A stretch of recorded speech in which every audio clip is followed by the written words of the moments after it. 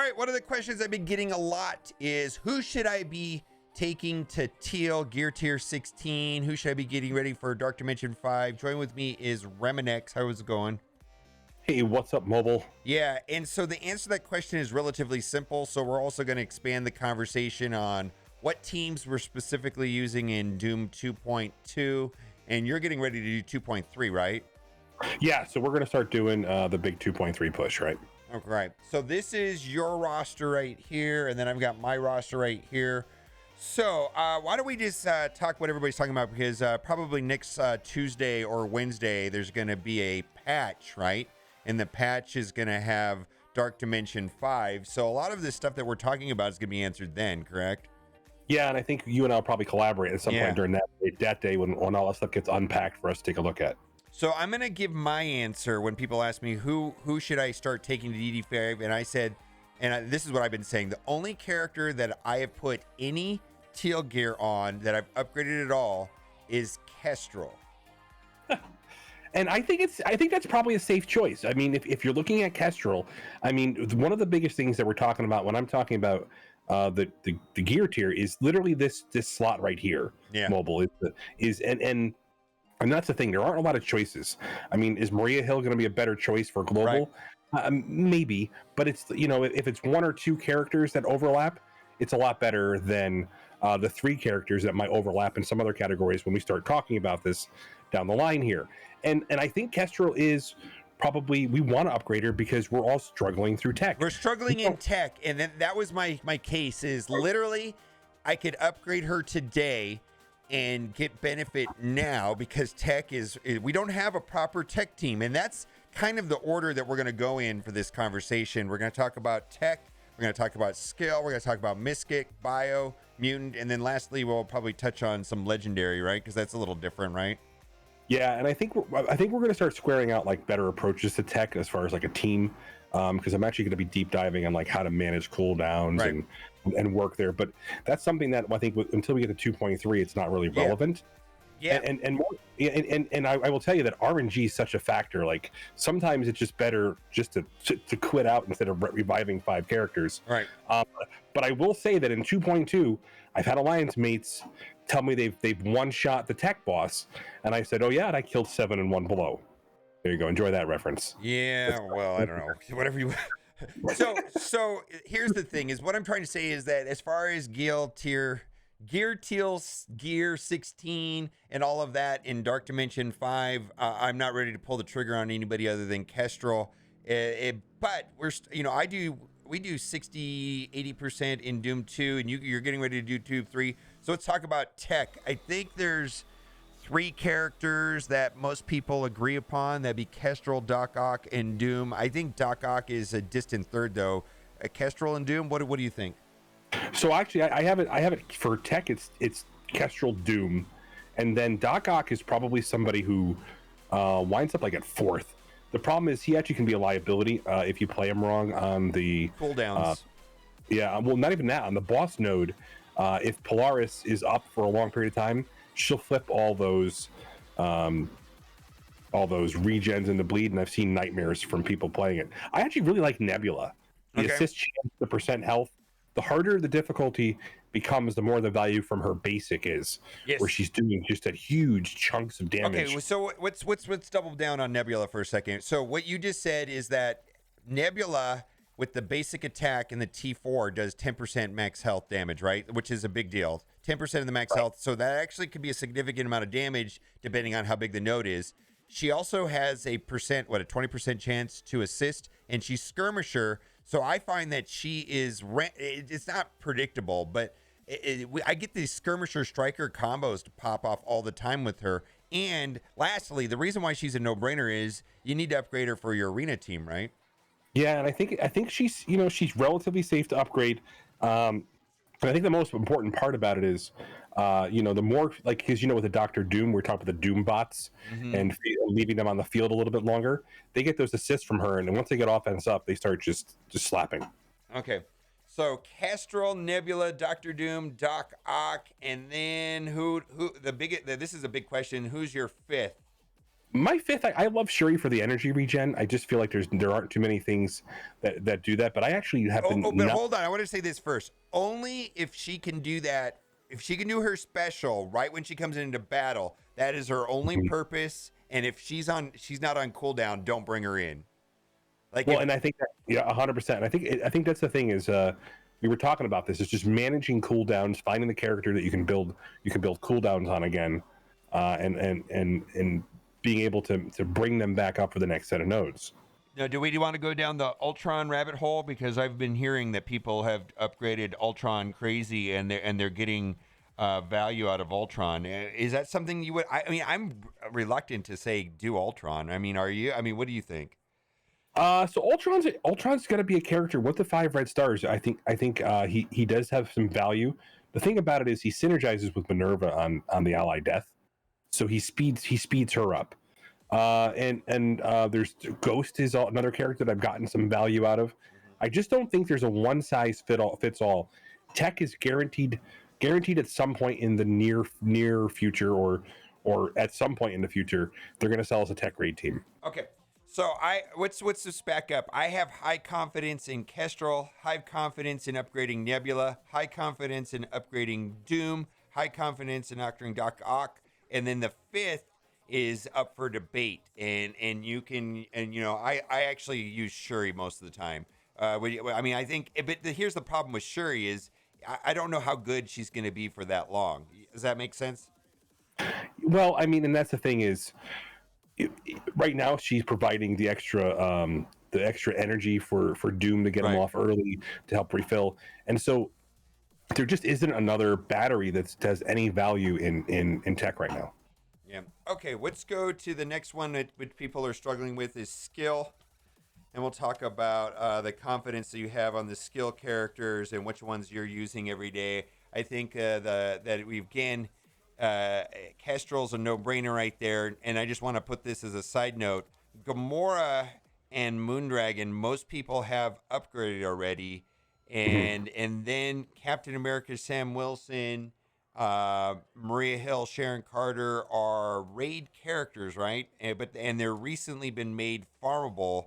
But because I don't have the red and yellow stars, I've actually been using Moondragon because she synergizes very well with Kestrel. So like I've been using Kestrel, Moondragon, Captain America, Sam Wilson, sometimes Gamora, sometimes Maria Hill, sometimes Sharon Carter. What are you doing? So in 2.2, I've been able to use Kestrel, Captain America, Sam, Sharon Carter, Maria Hill, and Shang-Chi. Yes. Shang-Chi actually is exceptional because with the turn meter rewind, the ability to remove. So one of the things I use that Deadly Hands is remember it removes a negative effect, Mm-hmm. so it'll help get that heal block off, which is one of the problems that you have, or the disrupt that gets planted by certain characters Every in. single day, someone tells me that Shang-Chi is amazing in Doom 2.2. Like every day. And my question to them is, I can't farm him, Mhm. And so I Yeah. don't have I mean, I think I have a four red, four yellow Shang-Chi. So it's not like it's like a high. I was like, I wasn't willing to do it because until he's at least farmable, I wasn't going to even bother. So the thing about it is members of my alliance, and again it varies because their feedback isn't the same as when I play it, Yeah. but they're telling me that a 4 red 4 star is doing enough to help him get through that yellow jacket node. He's just Okay. he's a superstar in that. All right, so that's something to consider. So he's the man. Everybody keeps talking about this guy, and so maybe I'll have to take him up to do that. I think skill is kind of challenging. Let's go and take a look at Mystic, and what are your thoughts on that as far as upgrading them? And then I think we've got what. There's actually, what's interesting? I'll give you the team that I've been using. I've been using the New Warriors, which is Deathpool, Cloak, and Dagger, of course, and Silver Surfer. And then a lot of people have been confused with this, but I've been not using Doctor Doom. I've been using Ebony Maw. As long as I can get the defense up and then the offense down on them, I found that I've been able to get through those. But I don't know if that's going to work in 2.3. It works in 2.2. Well, and what's ironic about it is Ebony Maw it works until he doesn't, And I think that's the thing you'll find in certain nodes. Eventually, either with cooldowns he doesn't get fed enough, or because of the passive triggering, he's not getting the immunity from the hero controllers dying. Right. So there's a couple of factors into that kind of play into why some people. Because the reason why I liked Ebony Maw, what I found is that once Cloak Dagger and Deathpool go off, Mhm. it chains. It starts to snowball, right? But not if they don't take a turn. And so Ebony Maw usually goes early. He puts up the defense up, and then once they start like spreading the negative effects and Deathpool's killing off people, energy's flying everywhere. It seems like the node's fine, but getting into that stabilization has been a struggle. And I've only been able to. Some people have used Hella, but I haven't tried that one. So what I'll talk about is I've tried Hella. She has some use. I will say this out loud. Ebony Maw is definitely possible. I just don't see him viable long term. I I don't think either. Yeah, I don't you know, either. Yeah. unfortunately, I feel like he's falling off. Again, if you're getting some use out of it, that's important to talk about. But I'm going to talk about something that I've So noticed. who are the no-brainers? Just let's spit those out real quick. The new Warriors. The new Warriors. Okay, yeah. Silver Surfer also or no? Silver Surfer for sure. Okay, so we've got 4 right there. So basically the no-brainers are Deathpool, Silver Surfer, Cloak, and Dagger. And so who's the 5th? Because that's usually what I agree with you on that. And that sometimes I use Ebony Maw, sometimes I use Doom, sometimes I use Adam Warlock. I kind of float around between all of them. So I love Adam Warlock, and I think it's under the one reason why I do that is because on certain nodes where you have those shield security, or you have additional characters that have taunt, you get to apply the disrupted to enemy protectors when you use the ability block. Okay. So you get that disrupt as a freebie. More importantly, he's got a built-in self-res. He'll pluck regeneration off enemy targets, and so he does a lot more now that you have a battery feeding him energy. And he's Infinity Watch. You should be upgrading him anyways. And you already have him for your arena team, and so that's kind of one of the reasons why I kind of put him in there. So and then this is going to surprise people, which is why not Doom? I've actually pulled Doom off also. Because it's more about control than brute force, right? And we're going to talk about this. The Mystic for me has been going. I've actually had to go slower. If I'm killing things too fast and Deathpool's passive is triggering, and I'm not allowing for the way I they're really gonna fix that too. When Deathpool kills a character, it doesn't trigger the energy. When when Deathpool passive goes off and then Deathpool gets a kill based off of her passive, it doesn't spread the energy. Which is, do you think that's the way it's supposed to work? And what's weird about it, I think it's only after the second one when she does it. The second, it's really hard to tell because it doesn't seem like it's happening every time. I've tried to capture it, but what I found is the more powerful my new warriors became, the harder the nodes were becoming, and I'm like, why?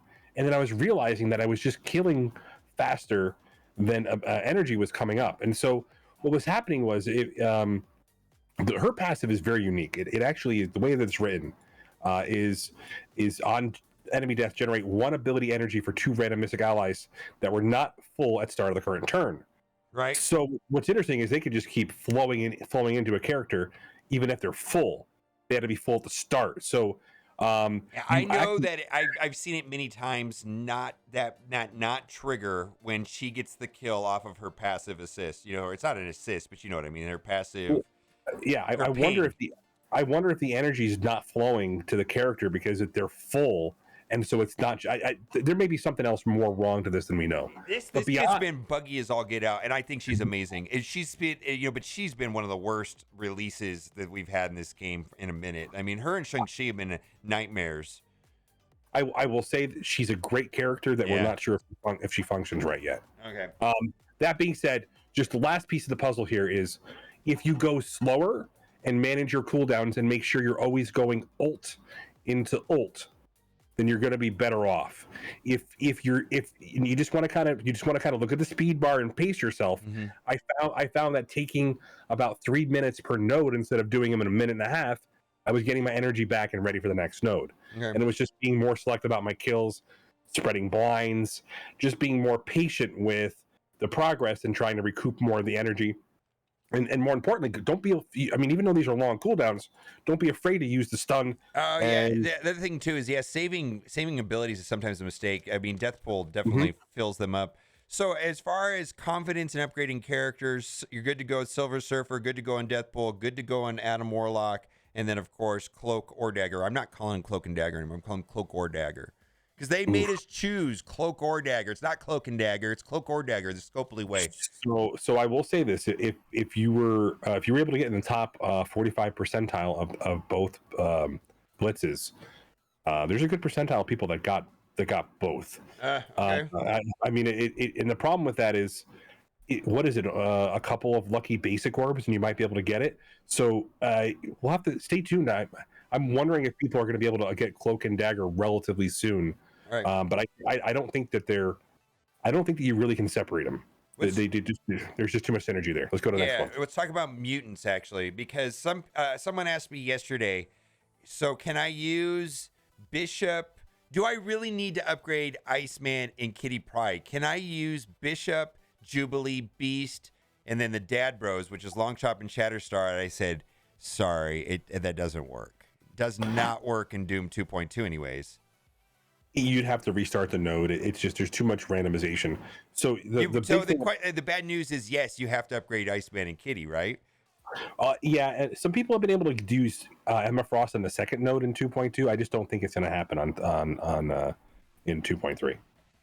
So the bad news. But here's the good news about Astonishing X-Men is that they're useful in so many other places. We're specifically talking about 2.2 and then 2.3, and then eventually we're gonna have to break down and figure out what's going to be the most important for the Dark Dimension 5. But I think it's too early to predict any of that because we don't know what it's going to look like. But yeah, you can use these guys like in war. You can use them in so many of the gamma raids, and then U7.5. I mean, I don't even think you need to have like a 300K, 400K team of Astonishing X-Men, and they walks over U7.5, right? The X-Men have been probably they are the Apex raid team. Yeah, Apex raid team, yeah. And they were what we probably hoped from Wakanda, right, back in the day. Yeah. And so we're going to talk about the why just really quickly why these guys aren't negotiable. Is always apply evade to the most injured Astonishing X-Men. Huge, okay, and then the two turn, and then she also is healing, yeah. Yeah, 2 turns offense down. Yeah. And so what happens is you're going to find if you don't do that, you're going to have people get deleted. And Iceman, even more so, the Jubilee passive just applies to them. So all the turn meter is getting fed to the entire team. And if you're putting somebody that's not an Astonishing X-Men, they're not getting the turn meter from Jubilee's passive. You have to do it. Yep. And then you got and because otherwise you're just watching the whole X-Men team go. Yeah. And so the lower armor by 20% for all enemies was slow, and lower damage by 30% for enemies was slow. And that's the thing is he's just continuously applying slow. They really are built to work as a 5-man team, and I think they work exceptionally well. And then lastly, let's talk about bio and symbiotes. And boy, this is a good news, bad news. Doom 1.1 boss node was bonkers, right? With symbiotes, like it was like almost unplayable. And then we got like a relief from in Doom 2.2. I haven't done 2.3, but 2.2 bio is fine. Like we're talking about symbiotes, like a full symbiote team. What do you think? So I know some people have been, even myself, like was worried that the symbiotes weren't going to be enough, and that I was dumping resources into a team that wasn't going to hold its value. But it seems like they have, right? That's a good news, right? And that's the thing is, until you see the raid, it seems like one thing with the dev team is they learn from Dark Dimension 3 being so frustrating. I have to say this again, and I'm not exaggerating, but in any game I have ever played in my entire life, that is the worst thing I've ever experienced is Dark Dimension 3. I'm not trying to be like over dramatic. I can't think of a single thing that's worse than that. Dark Dimension 3 was horrible. No, it was basically like having a bad DM of a Dungeons and Dragons game, right? Just that wanted to try to kill you.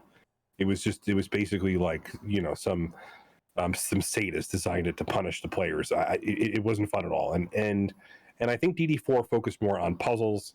And DD4 was great, other than Node 12, but that's not as bad now. I mean, but Node 12 ammo was kind of annoying. I mean, that was probably the only part.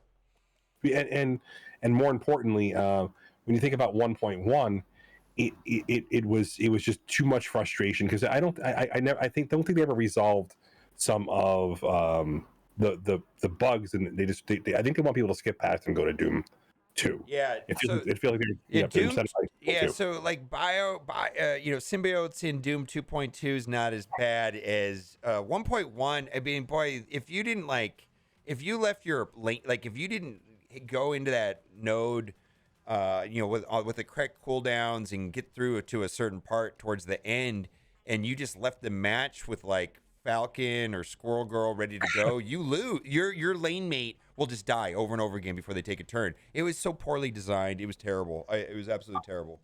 I will say that you have to try harder to do that on the bio boss, but it can happen on the bio boss. But it's a lot harder to do. Yeah. And then I will say the most important thing is Venom is I think safe to upgrade.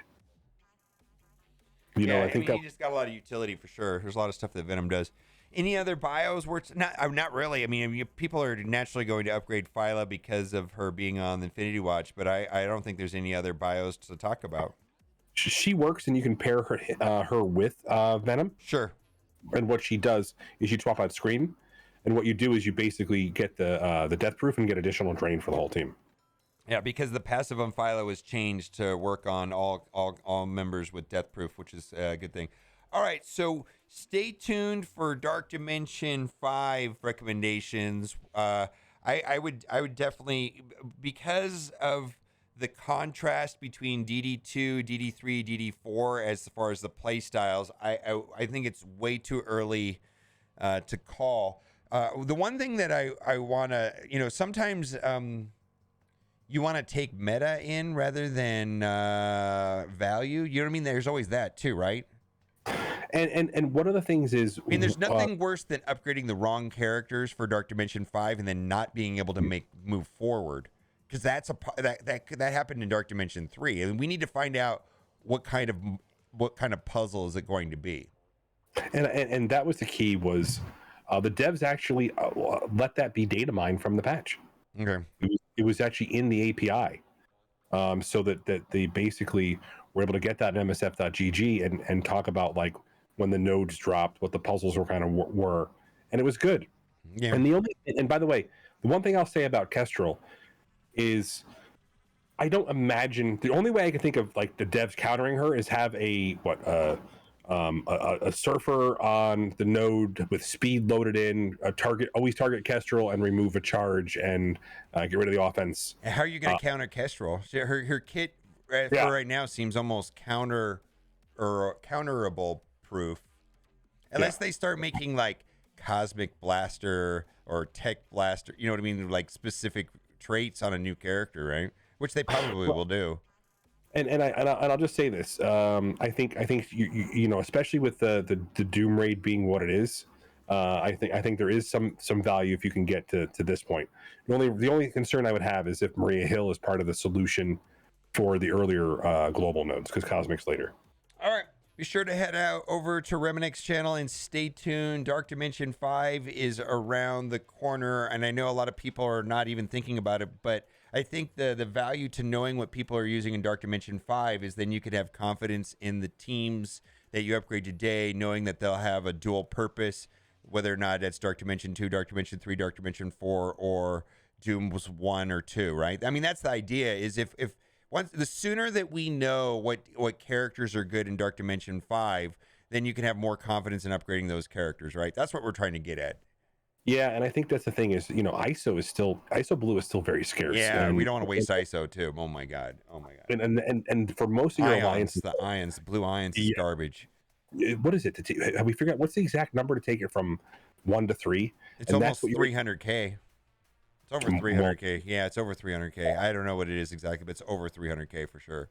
And I think that's the problem, is you got to realize that, if you take a character up to it's manufactured artificial scarcity. They literally give you more ions than you could possibly ever upgrade, or the other way around, more ISOs than and then never enough ions to upgrade all the ISOs. So you're hit with like a severe deficiency of ions. It's too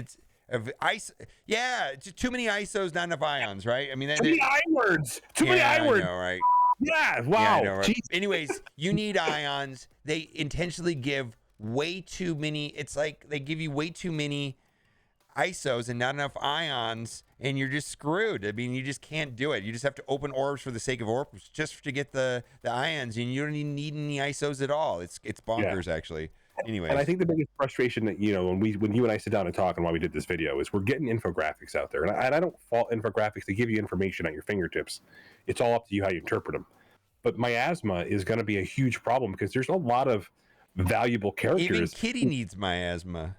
Right. There's a lot of valuable. Even Kitty, and she's not like, wow. I mean, even Kitty needs miasma. It's horrible. Anyways.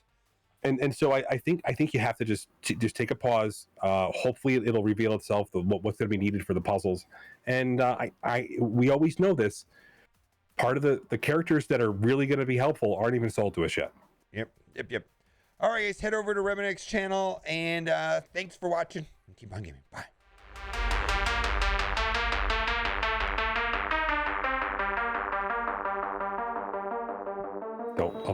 Don't upgrade Ultron Steel Edition. I don't know about Ultron. Yeah, I'm not sure yet. No, I would call it don't upgrade Ultron, and then have people.